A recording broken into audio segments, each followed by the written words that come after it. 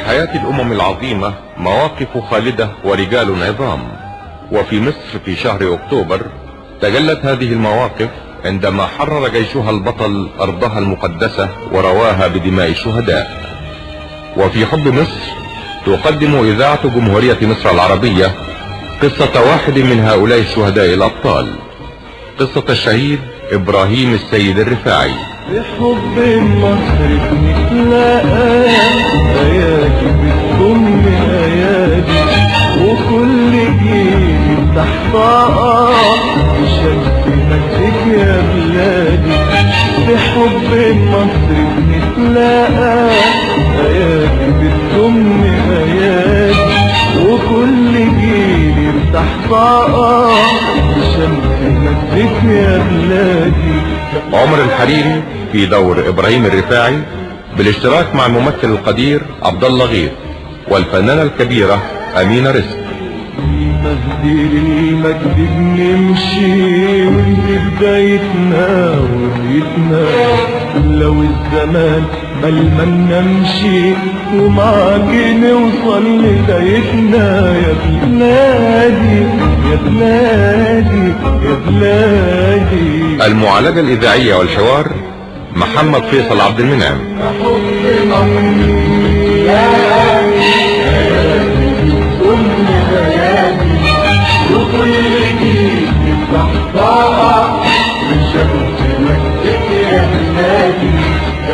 كلمات سيد حجاب، موسيقى والحان عمار الشريعي، غناء محمد ثروت. ابتديتي واديتي وتدور علينا نرد ايديك، اديتي مهما تمنيتي يا طيبة يا ام الصابرين يا بلادي. الإخراج أحمد أبو زيد. حلقات مسلسلة في حب مصر. حب مصر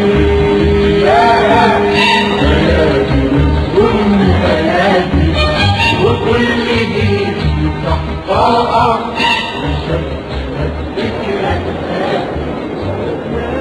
الحقيقة الفريقين جامدين والمنافسة قوية بينهم. احنا عارفين ان فريق الساحل مساء واخد ضد الجيش السنة اللي فاتت، فريق الكلية الحربية واخد البطولة السنة اللي قبلها. الحكم صفر، حجازي بيشوط طويلة ياخدها قراصة يقطع عليه الوحش. الطيب الاولاني فضل عليه دقيقتين على ساعتين، والنتيجة التعادل بدون اهداف. ايوه على شوف كورة وسط يا ابراهيم، حلوة ابراهيم بيدافع ناحية الجول، مفيش حد قادر يلحقه، يشوط وجول جول جول. لطيفة يخش جول سلاح الانسان اخر دقيقة. الله يحميك يا ابراهيم. تسلم يا ابني.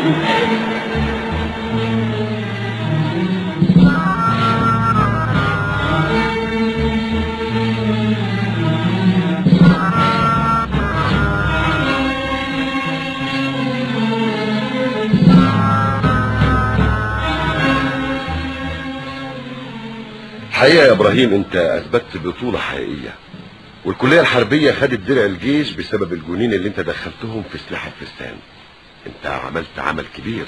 العفو يا فندم، الحقيقة انا ما عملتش غير الواجب واقل من الواجب كمان يا فندم. وعشان كده السيد مدير الكلية امر بترقيتك لرتبة أمباشي. شكرا يا فندم. وادي الشريطين هم يا أمباشي ابراهيم.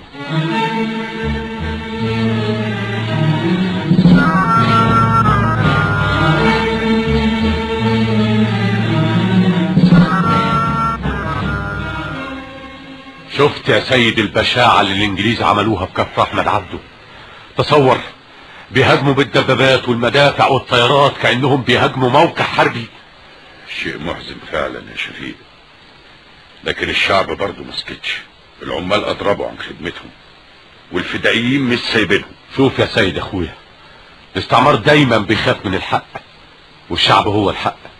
شعبنا طول عمره بيدافع عن حريته، وهو خد على كده خلاص. تعرف يا شفيق، انا قلبي مش مرتاح للاوضاع اليومين دول. ازاي؟ حاسس كده ان في حاجة هتحصل، حاجة كبيرة. الدنيا هايصة اليومين دول يا شفيق. على العموم المثل بيقول ما داءت الا لما افترجت، وهو رب ضارة نافعة. الو. ايوه انا. ايه؟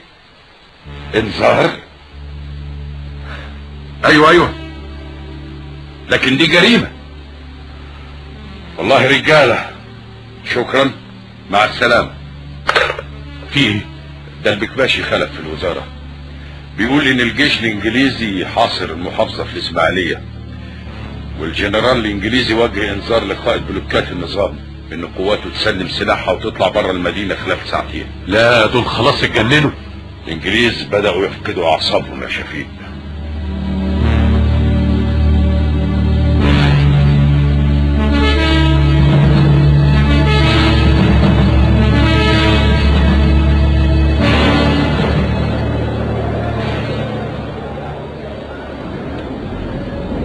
امنع ضباط مصريين يخشوا المحافظة. في ايه يا جنرال؟ وايه كل الدبابات اللي محاصرة المحافظة دي؟ كابتن، في انذار اشغل. انذار؟ ليه؟ وعشان ايه؟ مفيش اسئلة كابتن، انا بطلب التسليم فورا والقاء السلاح. عشان كده في قطر واقف في محطة اسماعيلية عشان ينقل عساكر مصريين للقاهرة. اما السلاح فهيرجع للحكومة المصرية لكن بعد سنة. كلام ايه ده يا جنرال؟ انت عارف معنى الكلام اللي بتقوله ده ايه؟ طبعا كابتن، انا عارف كويس قوي كل كلمة وكل حرف معناه ايه. اسمع يا جنرال، انا لا اعترف بيك. مش مهم تعترف بيا، المهم تنفذ اوامر انا قلتها ليك كابتن. انا ما باخدش اوامر منك، انا باخد الاوامر والتعليمات من رؤساء القاهرة. اظن ده واضح يا جنرال. اسمع كابتن، انا هديلك مهلة 5 دقائق تنفذ فيها انذار، بعدها على طول هدي امر لقوات جلالة ملك تضربكم بالمدافع والقنابل وتخلص عليكم. اسمع يا جنرال، احنا شعب مؤمن بالله، واذا كان مقدر لنا هنموت بامر الله مش بامرك. يكون في علمك يا جنرال، احنا مش هنسيب شبر واحد من ارضنا، ومش هتقدروا تخشوا المحافظة الا على جثثنا. اسمع كابتن، انت شايف دبابات مدافع اللي محاصرة المحافظة؟ شايفها يا جنرال. عساكرك هيقاوموا كل ده ازاي؟ اذا بديتم بالعدوان هنرد عليه وربنا هيكون معانا. انا حذرتك كابتن، وانت اللي بتركب راسك وعليك انك تتحمل.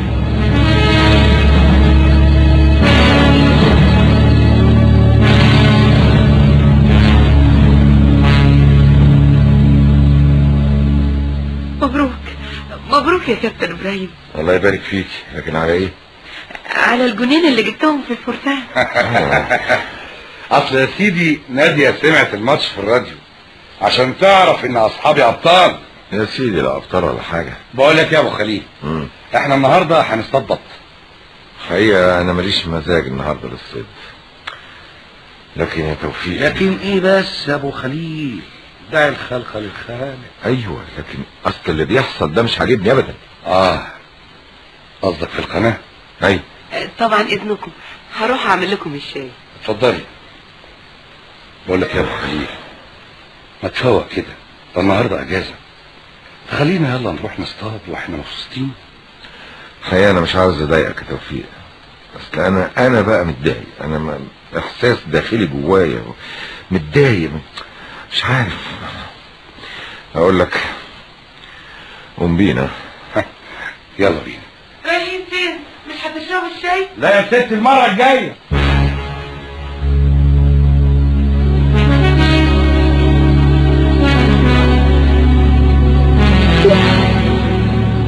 الو نمر، الو نمر، استعد للضرب.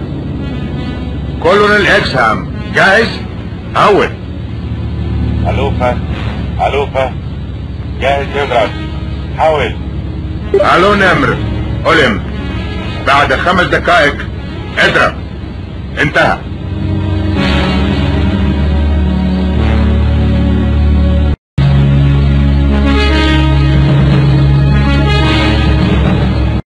اسمعوا، نداء لرجال بوليس مصري في محافظة اسماعيلية. بعد 5 دقيقة هضرب المبنى، مش هخلي فيه طوبة على طوبة. بسم الله صاحي صاحي صاحي، لو نامت الدنيا صحت مع سلاحي، سلاحي في ايديا نهار وليل صاحي، ينادي يا ثوار عدونا غدار، خلي السلاح السلاح صاحي صاحي صاحي، خلي السلاح صاحي صاحي صاحي. حضرة الباشا مصطفى، فاضل 3 دقايق ومدة الانذار تنتهي. ايوه عارف. هنعمل ايه يا فندم؟ هعمل زي اي ضابط بوليس مصري وطني، انا رفضت الانذار. واحنا مستعدين يا فندم. اوامر يا مسعود، الدفاع لاخر طلقة والاخر راجل. واحنا يا فندم رجالتنا هتموت في مواقعها. هو ده عشمي وثقتي فيهم يا مسعود، وتحيا مصر. السلاح صاحي صاحي صاحي، لو نامت الدنيا صحت مع سلاحي، سلاحي في ايديا نهار وليل صاحي، ينادي يا ثوار عدونا غدار، خلي السلاح السلاح صاحي صاحي صاحي، خلي استعد للضرب. اضرب.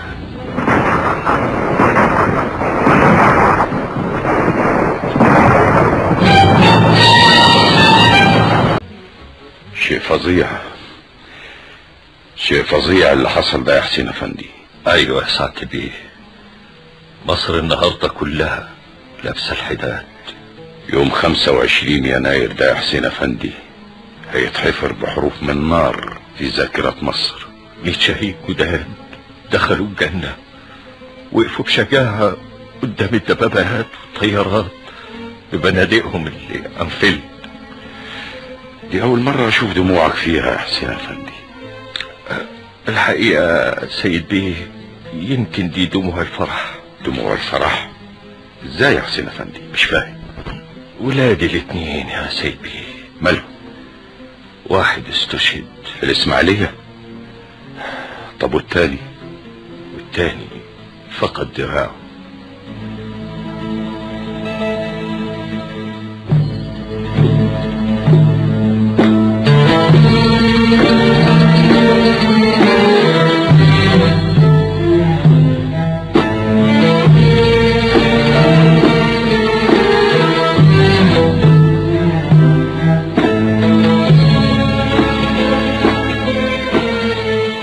اخبار محزنة يا عثمان. سمعت اخبار 8:30؟ ايوه، الحكومة قطعت العلاقات الدبلوماسية مع انجلترا. كل ده مش كفاية يا عثمان. العدوان بيفتح شهية الاستعمار دايما. الناس ما بطلتش غليان. المصريين بيلعنوا الاستعمار 5 مرات كل يوم. مظبوط. الحكومة لازم تقف موقف جامد ضد الانجليز يا عثمان. دي ما كانتش معركة، دي كانت مذبحة. ايه مالك يا ابراهيم؟ معدتي دي زي ما يكون عمود نار جواها يا عثمان. ده بس انت حساس زيادة يا ابراهيم. انتوا قاعدين هنا والقاهرة بتتحرق.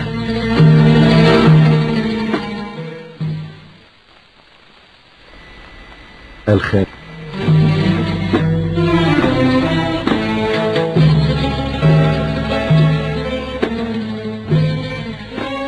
عملوها المجرمين.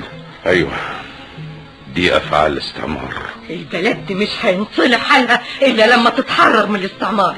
لازم نحكم نفسنا بنفسنا. يسلم بقك يا سعاد. بابا، تفتكر ايه مصلحة الانجليز انهم يحرقوا القاهرة؟ المصلحة واضحة يا سمير يا ابني، لان الحكومة بعد ما ذبحت الاسماعيلية اجتمعت وكان في جدول اعمالها قرارات خطيرة ناوية تتخذها ضد الانجليز. طب وايه العلاقة بين ده وبين حريق القاهرة يا بابا؟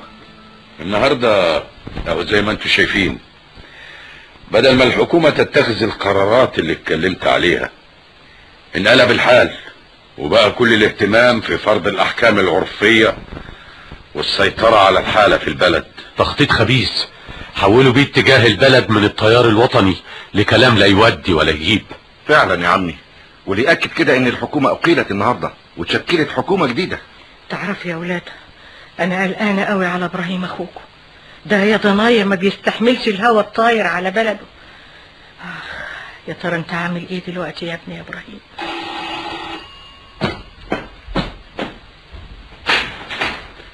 اهلا يا ابراهيم. ازيك يا ابراهيم؟ ابن حلال والله، ده انا لسه كنت في سيرتك. ازيكم؟ ازيك يا بابا؟ ايه يا ابني؟ ده النهارده مش الخميس. كلية اخذت اجازة يومين يا بابا. ايه يا ابو خليل مالك؟ مفيش يا عمي. حضرتك شايف اللي بيحصل؟ ايوه يا ابني شايف. ده شيء ما يتصدقش فعلا النار اللي حرقت القاهرة بتحرق قلوبنا كلنا يا ابني، بتحرق قلب كل مصري. انا اللي مش قادر افهمه ازاي هانت عليهم مصر، ازاي يحرقوها. انا متأكد ان مفيش مصري واحد بيعيش على الارض الطيبة دي يرضى يمد ايده ويحرقها. دول عملاء الاستعمار. اللي حرقوا القاهرة دول ما حرقوش مصر، دول حرقوا نفسهم. بني وطني، اجتازت مصر فترة عصيبة في تاريخها الأخير من الرشوة والفساد وعدم استقرار الحكم، وقد كان لكل هذه العوامل تأثير كبير على الجيش، وتسبب المرتشون والمغرضون في هزيمتنا في حرب فلسطين. وعلى ذلك فقد قمنا بتطهير أنفسنا، وتولى أمرنا داخل الجيش رجال نثق في قدرتهم وفي خلقهم وفي وطنيتهم، ولا بد أن مصر كلها ستلقى هذا الخبر بالابتهاج والترحيب، والله ولي التوفيق. ثورتنا المصرية أهدافها الحرية وعدالة اجتماعية ونزاهة وطنية. ثورتنا المصرية أهدافها الحرية وعدالة اجتماعية ونزاهة وطنية. ثورتنا المصرية، ثورتنا ثورتنا. الجيش قام بثورة، الجيش طلع من الاستعمار. اصحى يا كرم، قوم يا سامح، قوموا كلكم، قوم يا كل مصري. قوم يا مصري، مصر دايما بتناديك، احمي ارضك وانتصر علي عليك.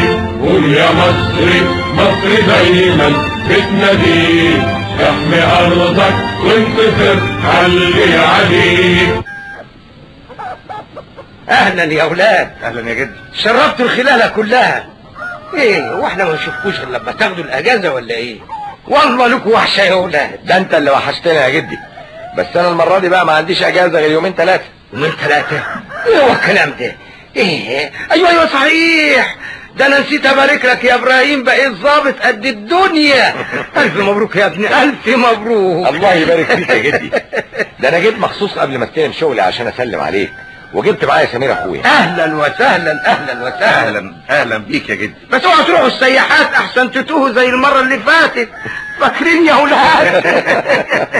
صورة صورة صورة، كلنا كده عايزين صورة صورة صورة صورة تحت الراية المنصورة.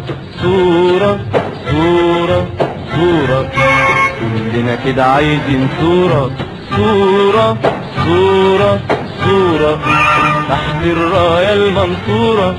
صورة صورة صورة، كلنا كده عايزين صورة صورة صورة صورة، كلنا كده عايزين صورة صورة للشعب الفرحان تحت الراية المنصورة.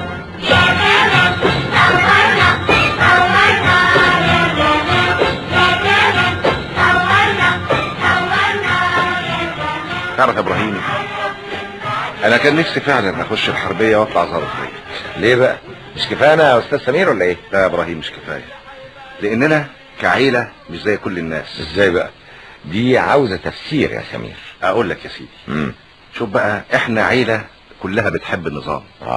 شوف بابا ضابط كبير في البوليس، ماما ابوها الاميرلاي عبد الوهاب بيه، عم شفيق ودوره في حرب فلسطين وكفاحه لغايه دلوقتي، كمان سامح وسامي انا يمكن بشوفهم اكتر منك لاني عايش معاهم في البيت. انت يا ابراهيم مثلهم الاعلى، دول عايشين بيحلموا باليوم اللي ياخدوا فيه الثانويه العامه علشان يدخلوا الكليه الحربيه زيك تمام يا ابراهيم.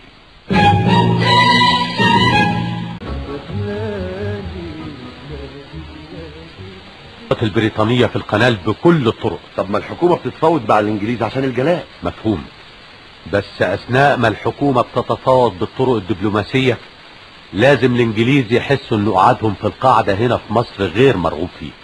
يعني لازم يشعروا بانهم في خطر. بالظبط كده، لازم يحسوا انهم هيدفعوا ثمن بقائهم في مصر عشان لما يحسبوها يلاقوا ان وجودهم هنا عملية خسرانة. جهزت المنشور يا سعد؟ ايوه يا فندم. اقراهن لو سمحت. ايها الجندي البريطاني، لماذا تبقى هنا في ارض غريبة؟ تترك زوجتك واولادك في ارض الوطن. انك هنا تتعرض للقتل والخطف، لا تنال مجدا او شرفا، لانك في النهاية تخدم اهدافا لا فائدة لك منها. عظيم عظيم يا سعد.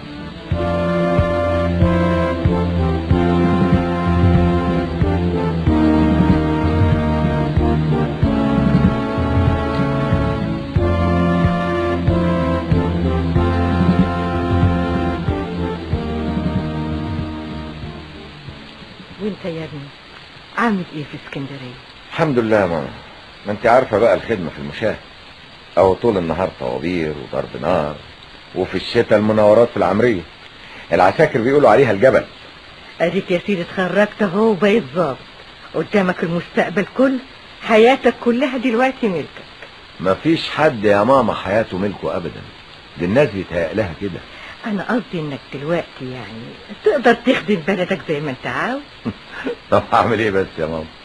الحكومة اتفقت مع الانجليز على الجلاء، وهم هيبتدوا يجلوا عن قاعدة القناة، وفي ظرف 20 شهر هيكون اخر عسكري انجليزي جالي عن مصر. يا ابني خدمة البلد ليها طرق كتيرة جدا. يعني الموظف اللي بيأدي واجبه بإخلاص ده بيخدم بلده، والعامل اللي بيأدي عمله في المصنع بإخلاص ما يقلش ابدا عن الجندي اللي في ميدان القتال. هي العبرة دايما بحسن الاداء، وكله علشان مصر. التي في خاطري وفي فمي احبها من كل روح ودمي.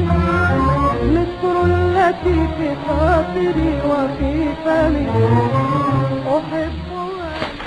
سيدتي تفضل. مصر التي في خاطري وفي فمي احبها من كل روح ودمي.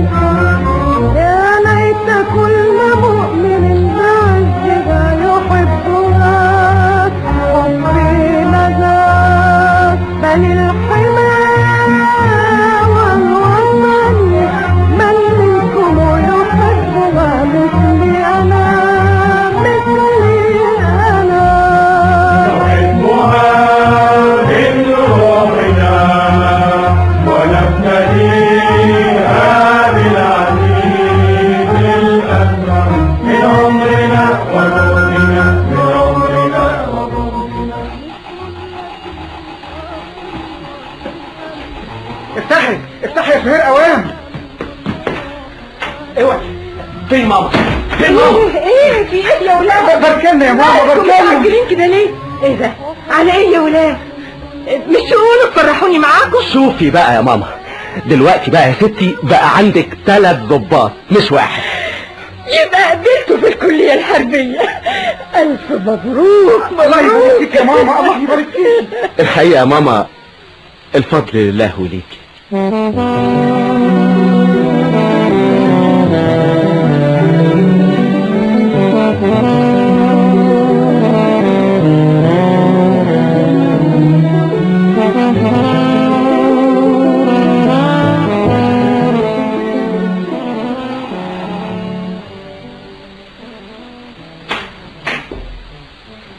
مساء الخير يا فندم. مساء الخير يا حضرة الضابط. أمال فين ايه قصدك يعني النجوم؟ أيوه. لا، ما انا في اجازة 48 ساعة. توفيق موجود؟ موجود يا فندم، اتفضل. اهلا اهلا اهلا يا حضرة الولاد الاول، الف مبروك. الله يبارك فيك يا توفيق. مبروك. الله يبارك فيك. شكرا. ايه بقى يا عم ابراهيم، انت فين؟ بقالي يجي شهرين ما شفتكش. انت عارف بقى كيف نظام الدراسة شيء ودلوقتي حاجة تانية بقى. اهو شوية على المكتب، شوية في الطوابير. ما هو يا حضرة الضابط الشغل في الجيش كده. لكن انا مش مبسوط يا توفيق. ازاي؟ مش ده اللي انت كنت عايزه؟ بس انا ما اتخلقتش عشان اقعد على مكتب. ايوه انا عارفك يا ابراهيم، عندك طاقة كبيرة وعايز تحقق حاجات اكبر واكبر. حقيقة يا تيفا انا بفكر في حاجات كتير قوي، انما يمكن لسه ما جاش اوانها. انت عرفت ان معسكراتنا في غزة اتهاجمت اول امبارح؟ ايوه قريت في الجرايد، الظاهر انه حادث بسيط. ما اعتقدش ابدا انه حادث بسيط يا توفيق. انا نفسي اروح اخدم في سينا، وهناك ضروري هلاقي نفسي اللي بدور عليها دايما.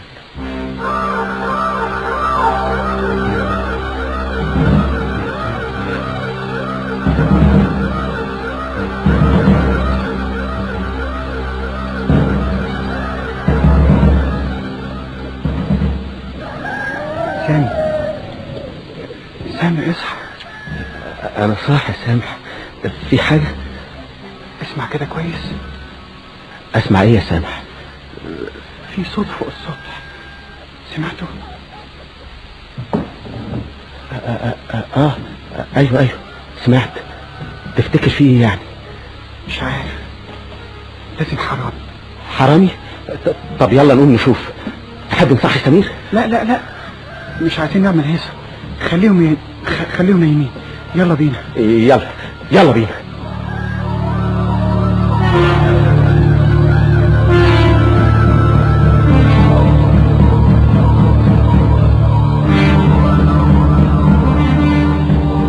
اهو ليش وراه انت من هناك يا سامي؟ انا حصلته. تعال هنا يا حرامي. معلش النبي سيبوني. نسيبك تسرق يا حرامي، ده انت سجن حلال فيك. التليفون. اطلب البوليس. حرام عليكم، انا عندي 20 سابقة هروح في داهية. اخلص يا حرام، روح يا سامي روح. انما انا عاوز اعرف، عايز اسألك سؤال. هتسأل ايه يا مصر؟ سؤال واحد ما حيرني، انت ازاي حصلتني؟ دي عمرها ما حصلت، عمر ما حد قدر يحصلني.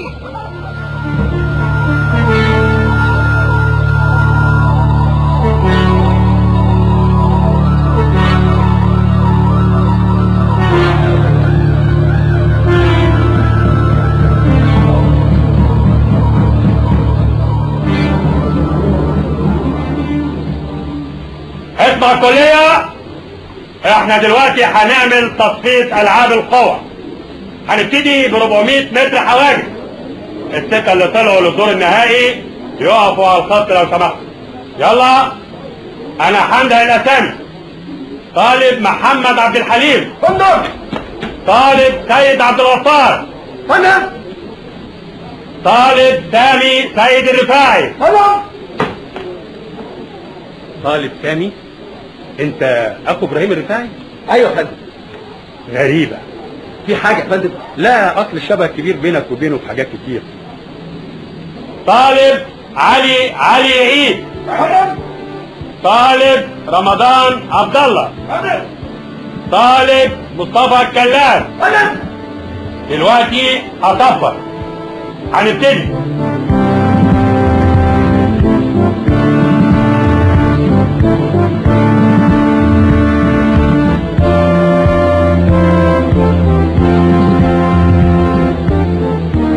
عظيم يا سامي. سامي سيد الرفاعي الأول.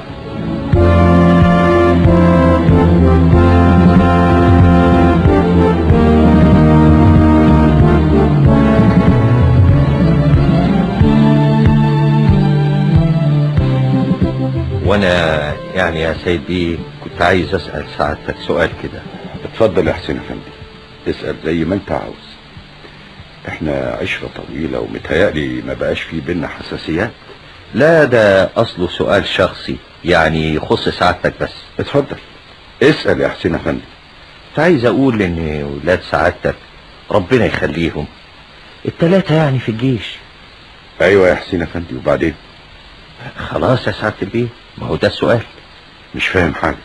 قصدي يعني ليه سعادتك دخلت التلاتة الجيش؟ طب قول كده من الصبح يا اخي. طب وماله يا حسين افندي لما يبقوا الثلاثة في الجيش؟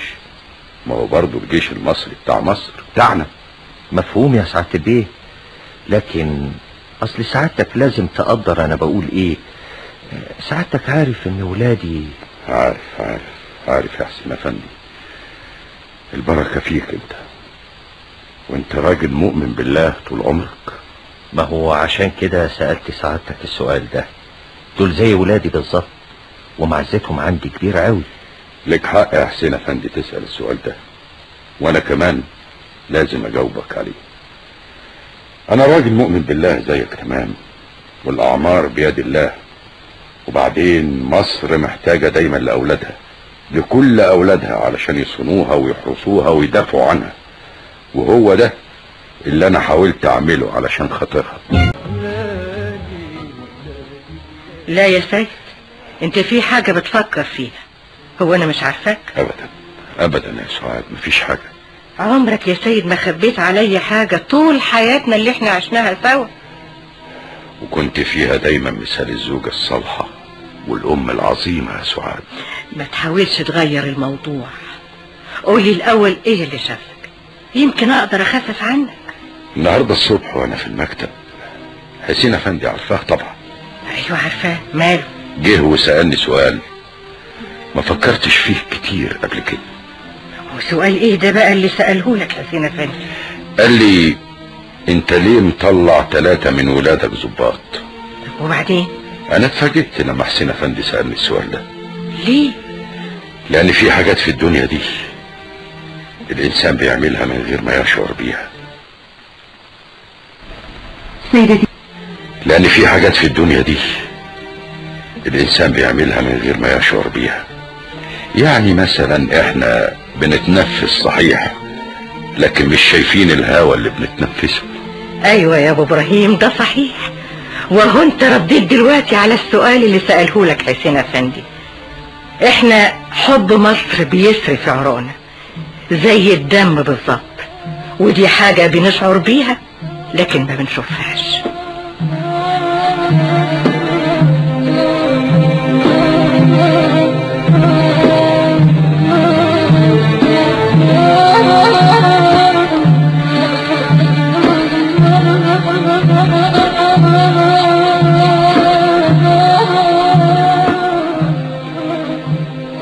ايوه حاضر، اهلا وسهلا، تحصل لنا البركة. مع السلامة. طنط فوزية بتسلم عليك يا نادي. الله يسلمك يا ماما. اصلهم ناويين يجوا يزورونا. يتفضلوا، اهلا وسهلا. دول ضيوف حضرتك؟ مش قصدي، اصلهم عاوزين يجوا وانت يوم تكوني فيه موجودة، مش في الكلية. انا؟ طب وليه يا ماما اكون انا موجودة؟ هي اللي قالت كده، وانا شايفة ان كلامها معقول. حاضر يا ماما، هكون موجودة.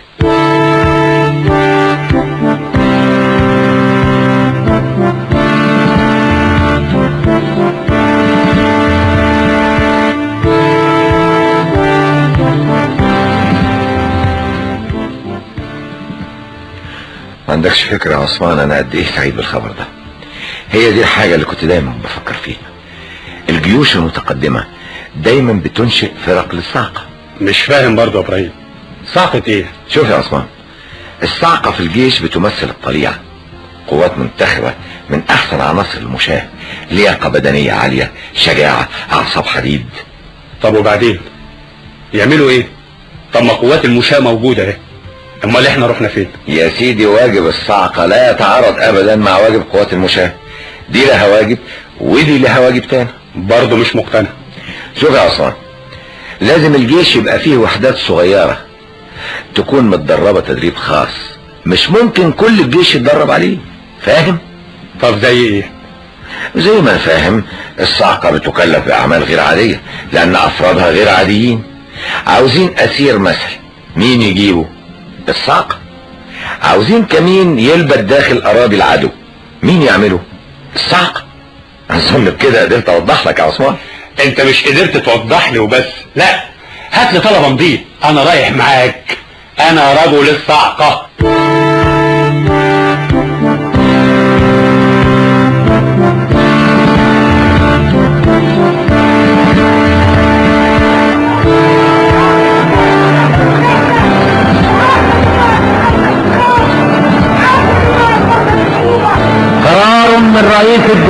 الدولية بتأمين الشركة العالمية لقناة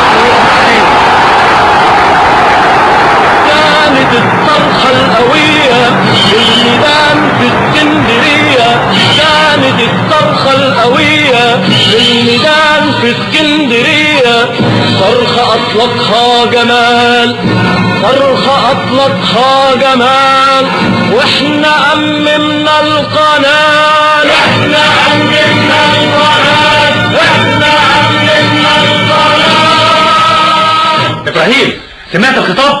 انا لسه راجع من المرور على الدوريات يا عثمان. ليه؟ مصر أممت القناة. ايه؟ شركة القناة؟ ايوه يا ابراهيم، تصور دي مفاجأة كبيرة قوي لينا. دي مفاجأة للعالم كله.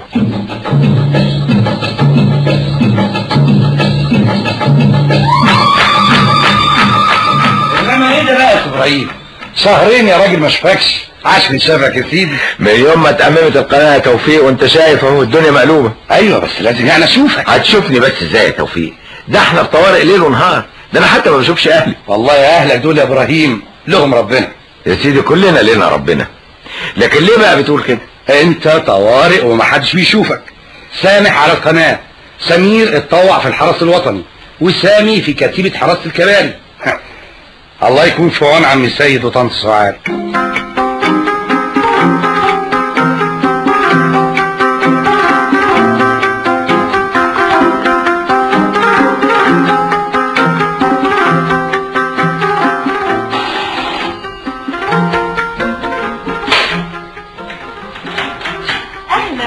اهلا وسهلا فوزية هاني. اهلا يا سوريا. اهلا. ازيك كده وازاي الصحة؟ الله يسلمك، دي خطوة عزيزة في عز مقدارك. اتفضلي اتفضلي، عاش من شافك. تعيش يا سوريا هاني، اتفضلي. اهلا وسهلا، شرفتي. الله يشرف مقدارك يا سوريا هاني. امال نادية فين؟ في اوضتها. لحظة واحدة انده لها. اتفضلي.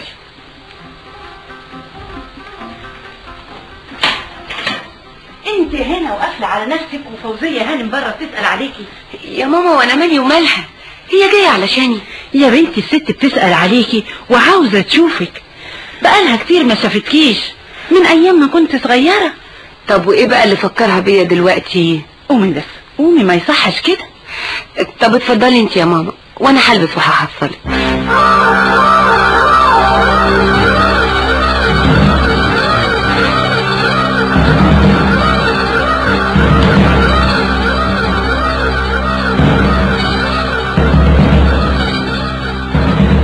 اكس هم لازم تكون مبسوط الليلة. جنرال يقصد ايه؟ اقصد موضوع بكرة. توب سيكريت جنرال، سري جدا. ايوه انا ما نسيتش ابدا اكس هم ازاي خرجنا من مصر. ودينا راجعين تاني جنرال، بس المرة دي راجعين عشان نقعد فيها على طول. ايوه المرة دي بالمدافع بالقوة، مفيش اتفاقيات جلق. تعرف اكس هم المرة دي يوم واحد بالكتير والمصريين هيشوفوا طيارات دبابات مدافع. مش هيقاوموا، هيسلموا. وهننتقم من مصريين، هنوريهم عشان يعرفوا بريطانيا العظمى، جريت بريتن. ما تنساش جنرال ان معانا كمان فرنساويين. مفيش غير جريت بريتن اكس هم، بريطانيا العظمى. بريطانيا العظمى هترجع مصر تاني. خرجنا من باب هنرجع من شباك.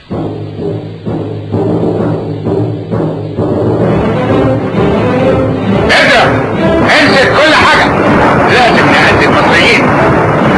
ايه الموقف عندك يا جام؟ طيران بيضرب بورسعيد بكل شدة. اطمن جمال، مصريين بيقاوموا بكل قوة. حاجة غريبة خالص. اضرب كله، اساكر اطفال ستات، ما تسيبش حاجة.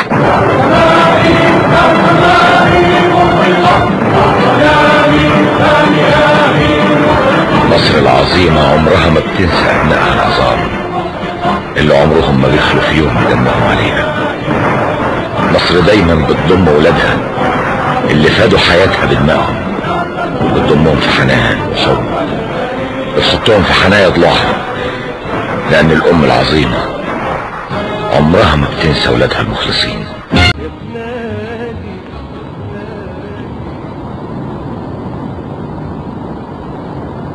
اضرب، امسك كل حاجة، لازم نهدي المصريين. ايه الموقف عندك يا هشام؟ طيران بيضرب بورسعيد بكل ستة. اطمن جنرال. مصريين بيقاوموا بكل قوة. حاجة غريبة خالص. اضرب كله. اساكر اطفال ستات ما بتسيبش حاجة. الله اكبر الله اكبر الله كيد المعتدي الله للمظلوم خير معين الله اكبر فوق كيد المعتدي الله للمظلوم خير معين انا باليقين وبالسلاح سابتلي بلدي ونور الحق يقطع في يدي قولوا معي قولوا معي الله الله الله اكبر الله فوق المعتدي. الموقف دقيق جدا. احنا النهارده في وضع يمكن ما تعرضتلوش اي دولة قبل كده في اي حرب. ايوه يا فندم، ده عدوان ثلاثي بالظبط. احنا النهارده بنحارب في سيناء، بندافع عن بورسعيد، عن القناة، عن حريتنا، ارادتنا. مفهوم يا فندم. عشان كده انا رشحتك مع زملائك، هتدخلوا بورسعيد طبعا من بحيرة المنزلة. الباقي واضح وخدت بيه تلقين. ايوه يا فندم، ان شاء الله هنكون عند حسن ظن مصر في رعاية الله.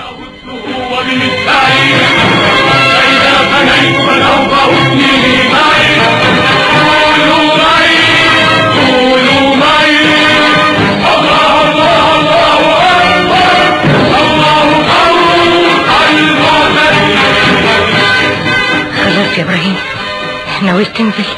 ايوه يا ماما. خلي بالك من نفسك يا ابني. حاضر يا ماما، ربنا معايا. البيت هيفضى عليا مرة واحدة يا ابراهيم. سمير اخوك اتطوع في الحرس الوطني وسافر الاسماعيلية. سامح في الجبهة محدش عارف عنه حاجة. اما سمير فهو رخر في حراسة الكباري. ما فضلش معايا في البيت غير اختك سهير وابوك. سهير قالت لي انها هتروح تتطوع في الهلال الاحمر النهارده. الحمد لله، الحمد لله اني عشت وشفت ولادي كلهم بيحاربوا عشانك يا مصر يا ام الدنيا. اللهم لك الحمد والشكر. ساعدهم يا رب وانصرهم ورجعهم لي سالمين غنمين. انا ماشي يا ماما، هصحي بابا علشان اسلم عليه. انا صاحي يا ابراهيم. اشوف وشك بخير يا بابا. ايه ده انت بقيت صياد تمام. عدة الشغل يا بابا. المنزلة برضو يا ابراهيم؟ ايوه يا فندم، احنا هنخش بورسعيد عن طريق البحيرة مع الصيادين. ده الحل الوحيد. الانجليز محاصرين البلد من كل ناحية. خلي بالك من نفسك يا ابني. الجيش الانجليزي دلوقتي زي الوحش الجريح، عاوز يضرب في كل مكان وبكل طريقة.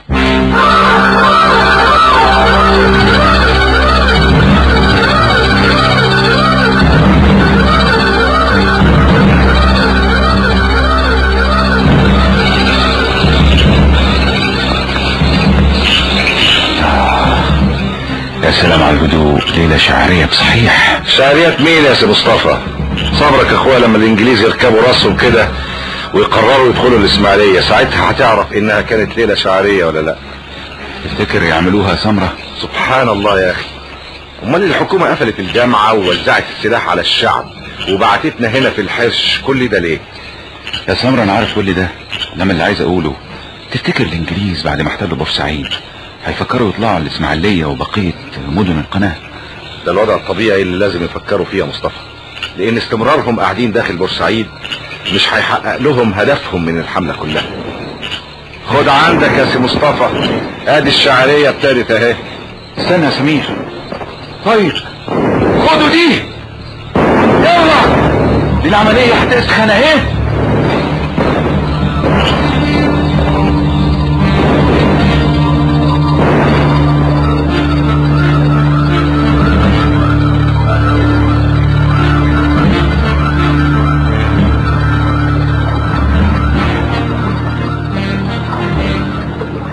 يلا يا رجاله، احنا قربنا نوصل. جاهزين يا جماعة؟ ايوه جاهزين، لكن المهم هنروح فين في بورسعيد؟ دول بيقولوا ان الانجليز احتلوا البلد والحصر. لما نوصل يبقى فيها فرج يا عثمان. في واحد دكتور سنان في البلد قريبي، ممكن نروح له. ده يبقى شيء ظريف قوي يا همام. بس انتوا ما تقلقوش، انا بفكر في طريقه وان شاء الله تنفع.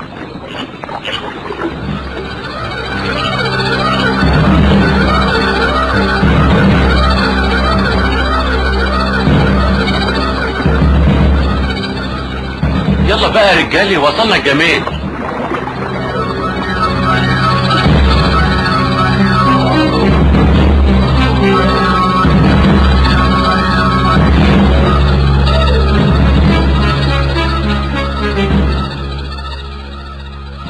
يبقى هو ده بقى كان سبب الزيارة، مش اننا وحشناها ولا كلام من ده يا ماما. يا بنتي وماله، ما هي الناس لبعضها برضه.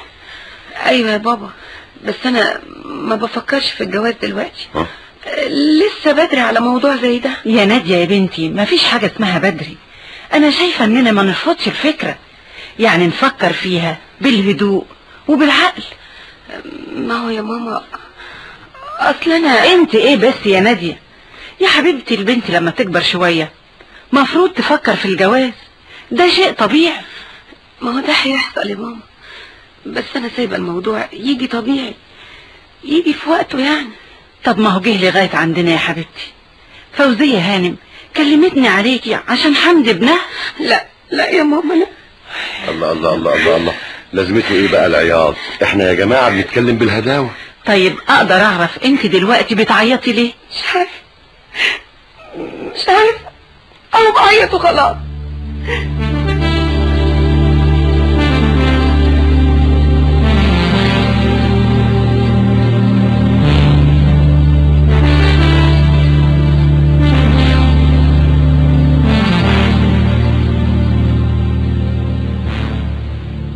كراهية يا سيد بيه، العبد في التفكير والرب في التدبير، خليها على الله. ونعم بالله يا حسين افندي. انت عارف كويس اني مؤمن بالله. اصلا انا بفكر في حاجات كتير قوي، شريط طويل بيدور قدامي يا حسين افندي.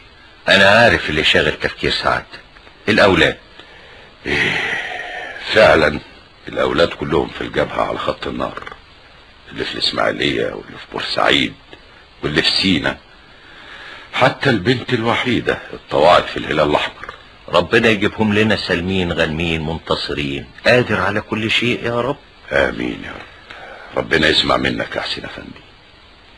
تعرف يا حسين افندي، انت الانسان الوحيد اللي بتكلم معاه بمنتهى الصراحة، اللي بفتح له قلبي. دي ثقة اعتز بيها يا سيد بيه. اللي بيقويني يا حسين افندي حاجتين، الاولانية ثقتي بالله، بقدره، بحكمه، والتانية حبي للارض الطيبة دي، الارض اللي طلعنا من صغرنا نحبها ونخاف عليها. ده صحيح. النهاردة ما فيش في مصر كلها بيت ما قدمش حاجة لمصر، اللي قدم اولاده واللي قدم ماله واللي قدم حياته. هو ده شأن الامم العظيمة يا حسين افندي، دايما ألمها بتبقى كبيرة وتضحياتها اكبر. وبعدين ما تنساش اننا النهاردة لأول مرة بنحكم نفسنا بنفسنا، لا فيه والي تركي ولا خواجة انجليزي. ايوه، عشان كده جيوش 3 دول بيحاربونا، لكن ربنا هينصرنا عليهم ان شاء الله يا سيدي. ربنا يسمع منك يا حسين افندي ويرجع لنا الاولاد بالسلامة. ده حتى سعادتك كنت دايما تقول لي ان مصر اسمها المحروسة يا حسين افندي. ايوه، الناس سمتها كده عشان ربنا دايما بيحرسها. والله لولا اني كبرت خلاص يا سعادة البيه كنت رحت اتطوعت. يا سلام يا حسين افندي، يا سلام. قد ايه انت بتزيد احترام في نظري يوم بعد يوم. ربنا يخليك لينا يا سيد بيه، انا اتعلمت ده كله منك. بالمناسبة ابن زيتون اللي دراعه اتقطع في الاسماعيلية ماله؟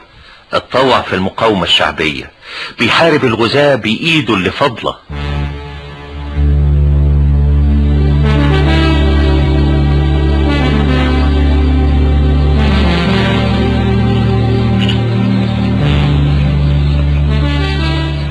احنا رايحين فين كده يا ابراهيم؟ هتاكل الانجليز مالين الشوارع. خليكم جنب الحاج، احنا هنمشي في الضلمة، انا همشي قدامكم. طيب بس نعرف احنا رايحين فين. لان لو الانجليز مسكونا هننكشف.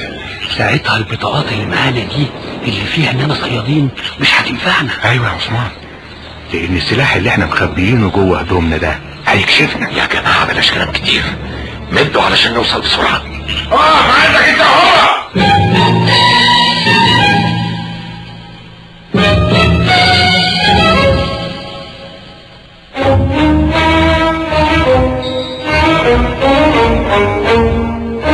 مصر العظيمة عمرها ما بتنسى أبنائها العظام اللي عمرهم ما بيخلوا في يوم بدمهم عليها.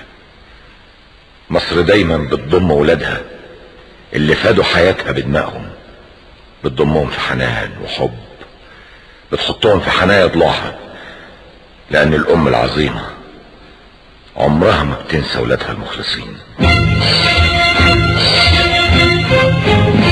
ولا لينا أم غيرك ولا ليك حن منا، ومصيرنا من مصيرك ولا شيء يفرق ما بينا. ولا لينا أم غيرك ولا ليك حن منا، ومصيرنا من مصيرك ولا شيء يفرق ما بينا. وخدينا زودينا بهواك دوبي فينا، وبحضنك طمنينا يلي حضنك أملنا. وخدينا زودينا بهواك. تسجيل الموسيقى والألحان فرقة موسيقى الإذاعة بقيادة أحمد فؤاد حسن. يا بلادي يا بلادي يا بلادي يا بلادي يا بلادي. المخرجان المساعدان إسماعيل عبد الفتاح وعايدة عبد الله. عشقت رب دروبك ونبوس نجمة هواكي، وابتدينا بطرف ثوبك تشبك نجمة سماكي. عشقت رب دروبك ونبوس نجمة هواكي، وابتدينا بطرف ثوبك تشبك نجمة سماكي. لما ناديتي أمنا عدينا فوق همومنا، ضحينا في يومنا والروح تهون فداكي. لما ناديتي أمنا عدينا فوق همومنا، ضحينا في يومنا والروح تهون فداكي. يا بلادي يا بلادي يا بلادي. في حب مصر محمد فيصل عبد المنعم، سيد حجاب، عمار الشريعي، محمد ثروت وأحمد أبو زيد. يا بلادي